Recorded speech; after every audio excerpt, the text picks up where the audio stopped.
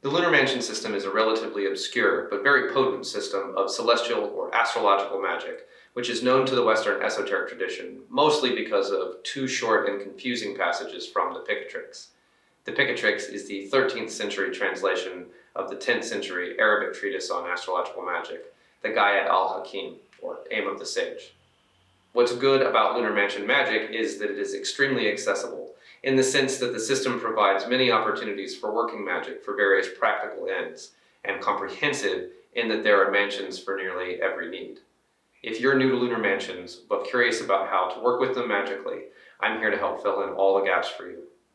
At the end of this video, I hope that you'll be able to perform lunar mansion magical rituals right away and produce successful results. Welcome to my channel. My name is Nate, but you can find me online at Twitter and other places as Post-Muggleism. Please do hit me up with any questions you have. I'd love to hear from you. In this video, I'm going to discuss how to perform lunar mansion magic rituals, and I will try to explain what a lunar mansion is in detail, to sum up the type of outcomes you can produce with each lunar mansion, to provide instructions on how to verify a lunar mansion election is good enough to work with, and go through all of the steps of a traditional lunar mansion ritual.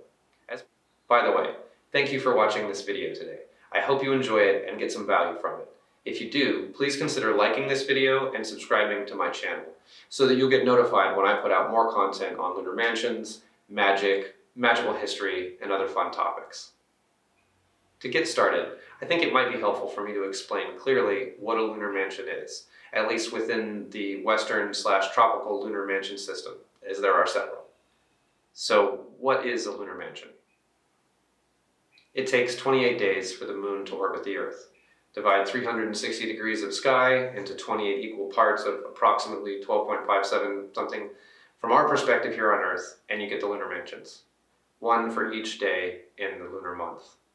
Each mansion is associated with a different spirit and offers unique magical properties, from attracting prosperity to achieving victory, offering protection, and so on. The astrology of lunar mansions predicts the characteristics of people based on the resting place of their natal moon. But in the Western esoteric tradition, mansions are more frequently employed in magical rituals. The lunar mansion system of magic functions on the premise that the moon, as the lesser luminary, reflects the light of the sun and the stars. This refers to their light in the visible sense, but also in the esoteric sense, that is, their magical properties. Lunar mansion magic employs theurgic ritual and astrological timing to tap into the moon's ability to channel and enhance the magical properties of the sun, planets, and stars. Now that we know what a lunar mansion is, let's examine just what we as magicians can do with each mansion. Our primary source is the Picatrix, of course, but it offers very limited information on each mansion, just the mansion's name, the name of its ruling spirit, the degrees of the zodiac it encompasses, and suggestions as to some of its magical qualities. It is important to bear in mind, though, that the Picatrix is often contradictory in its descriptions of the 28 lunar mansions between the two chapters which mention them, Book 1, Chapter 4, and Book 4, Chapter 9. Deeper exploration of the nature of the mansions quickly reveals the shortcomings of the Picatrix's reductive descriptions of the mansions, which are of course provided without context. To ameliorate this issue for the purposes of this video, I have tried to sum up the essential nature of each mansion generally, and this, in places, differs from what you will find in the Picatrix. This approach, unfortunately, isn't even comprehensive because this is still an ongoing effort, so it's best to view these descriptions as loosely accurate representations of the general nature of each mansion. There is still a great deal of room for interpretation, and your mileage with my takes may vary. Having said that, taken in its totality, this demonstrates the breadth of the lunar mansion system and the wide variety of scenarios in which it can be employed magically. Rather than read through all of these, I'll just sample a few simply to show their diversity. The first lunar mansion is a place to start things, especially conflicts, though it is thought to be an ideal time to begin journeys as well. There are positive mansions like the 6th lunar mansion, which creates an environment of friendship and love, and the 8th, which assures you are victorious in all you do. And there are negative mansions, which sow discord and invite conflict, like the 4th and 21st. There are mansions to cause illness, like the 9th, and mansions to cure it, like the 10th and 22nd. There are mansions for protection, like the 17th and 18th, for profit, like the 16th, 24th, and 28th, and mansions for love, sexuality, power, and pretty much every other human concern. There are mansions for pretty much anything you might want to do. The question when it comes to working lunar mansion magic is, when can you work the magic you need to work? Astrological magic, in general, functions on the principle that there are certain times when the sun, moon, planets, stars, etc. are aligned to support your intention, and times when they are most definitely not. Our goal as astromages is to identify the most auspicious opportunities available to work magic, or to simply take action, which will provide the greatest chance for our intentions to manifest, that is, for our desired conditions to be met. Thanks to the scraps of information available in the Picatrix, and the diligent work of one particular luminary in the field of astrological magic, Mr. Christopher Warnock, we are provided with a clear set of conditions which must exist for a lunar mansion election to be considered good enough to work magic. Specifically, the moon must be in the appropriate mansion, conjunct the ascendant or the midheaven. The moon must have no negative aspects and should not be conjunct with Saturn or Mars. The moon must not be combust, that is within 12 degrees of the sun, or otherwise maltreated. The lord of the domicile of the moon must have no negative aspects and not be combust or maltreated. And the lord of the domicile of the moon should not be in a cadent house, that is the 3rd, 6th, 9th, or 12th. And for practical reasons, there should be at least a 3-minute window where all of the above statements are true, so that you have time to at least begin crafting the talisman during the election. All of these conditions must be met to ensure your ritual will be effective. If your ritual is benefic in nature, that is. If you're doing malefica, you will need to invert your thinking. You want the moon negatively aspected, combust, or maltreated, etc. Now that we know what the mansions are, how they can be used, and what astrological conditions must be in place, all that's left is to understand what to actually do during the ritual. Who do you invoke? How do you invoke? Do you need to cast a fancy circle inscribed with divine names, draw spirits into crystals, or scry in a bowl of water? Let's try to answer some of these important questions.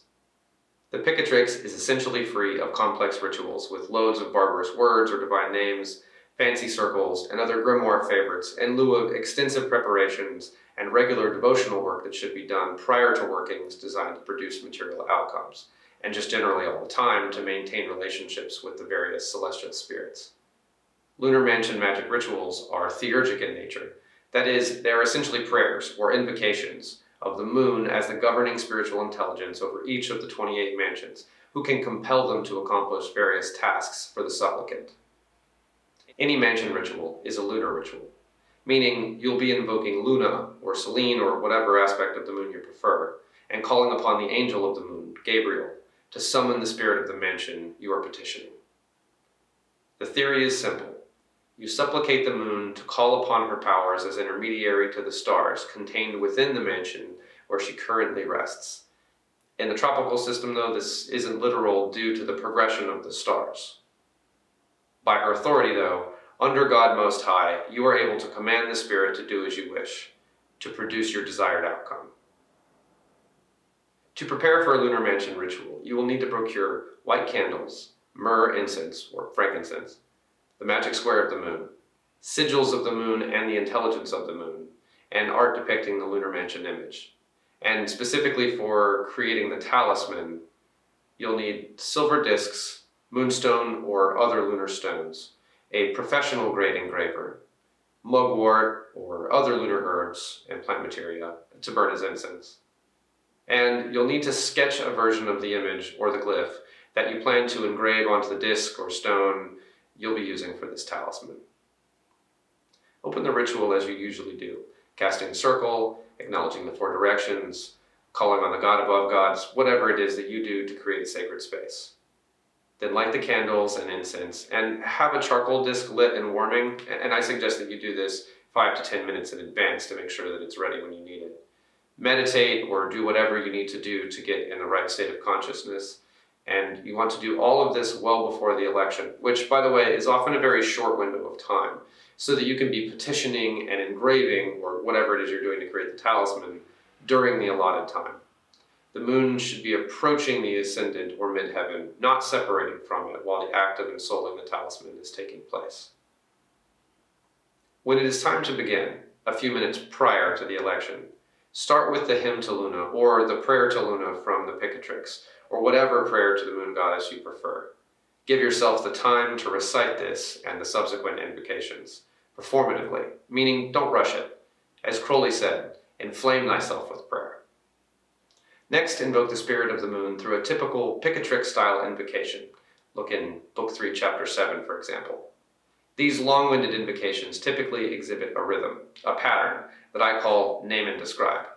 They will invoke the spirit by name and then spend a while describing that spirit and its nature, and then repeat the process with further naming and another long-winded description.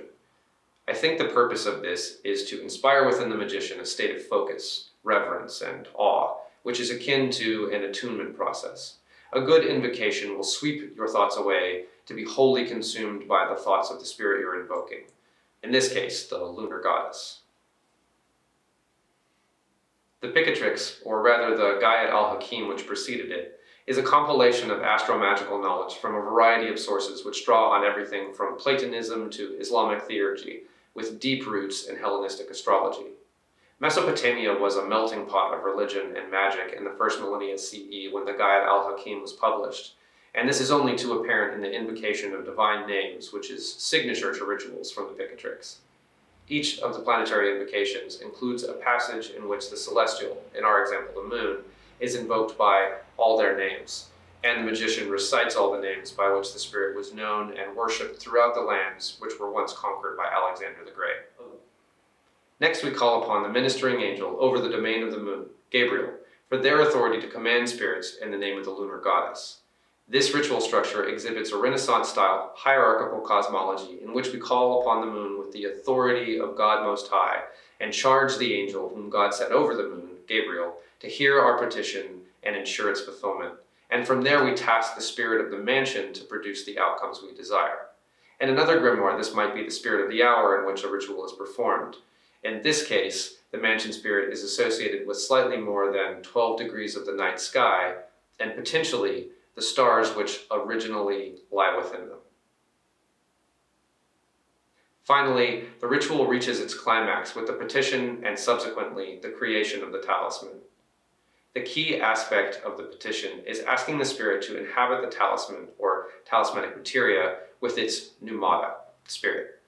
This is the ensoulment process, and it is the linchpin to any celestial ritual. This is the most important part of the ritual, so it's worth hamming it up a little and putting on your best show. Really get worked up if you can, swept away by the ecstasy of worship. State your petition definitively and in full faith that your wishes will be fulfilled. This is also very important. The belief of the magician and the efficacy of their own works is essential to their success. Once you've uttered the petition, start creating your talisman. The importance of timing this within the electional window cannot be overstated. If you have time to take pauses to recite the invocation again periodically, or if someone can assist you by repeating the invocation and the petition while you complete the talisman, so much the better. You'll find the repetition helps keep you in focus and attuned, which can be a challenge while using an electric engraver to score the mansion image or the planetary glyph into your talisman. Once you are finished creating the talisman, the final step is to suffumigate the talisman and the smoke created by burning the lunar herbs you procured for the ritual. I like to repeat the invocation of the mansion spirit and the petition again while suffumigating the talisman. This is essential to the process. Smoke, metaphorically, exists between the physical and immaterial realms, between the seen and unseen, and provides a medium through which the spirit inhabits the talisman. That's it. That's a lunar mansion ritual from end to end, as it has been reconstructed and explained by Christopher Warnock, Nigel Jackson, and others. If you've previously performed any kind of astromagical ritual, it should feel pretty similar. If not, my best advice is to keep things simple and focus on the earnest performance of the ritual. Theurgic ritual functions on the premise that you can call upon the Olympian spirits and the ministering angels at the appropriate times, based upon the configuration of the sky. So the astrology does the heavy lifting here. The act of creating a talisman requires a certain amount of conscious focus, and this can make it difficult to stay in the right state of mind for magical ritual, but that's relatively okay. You and your state of mind are an important part of the ritual, but if you're making a stone talisman, you will need to be focused on what your hands are doing for some period of time. The trick is to be able to begin the ritual in the right state of mind, except that you're going to get pulled out of that state during some part of the ritual, and then to be able to quickly re-enter that state when you're finished. This is why I recommend repeating the invocation and petition over and over again during the election. It will help keep you attuned to the Spirit's energy and make it easier to return to that venerative state of mind quickly for the closing of the ritual with the suffumigation and the final petitioning. Thanks for watching this video. I hope you found it helpful and that it gets you excited about experimenting with Lunar Mansion magic. If you have any questions about the stuff I covered, or lunar mansions, or about magic in general, please hit me up. I'd love to chat with you. Find me on Twitter and Instagram as postmuggleism, or reach me by email at postmuggleism@gmail.com. And if you liked this content, please do hit the like button and subscribe to my channel. I have a lot more videos planned on topics across the magical spectrum. There will definitely be more content about lunar mansions and astro magic, but over time, I'll be incorporating many other topics as well. Again, thanks for spending this time with me, and I'll see you in the next video.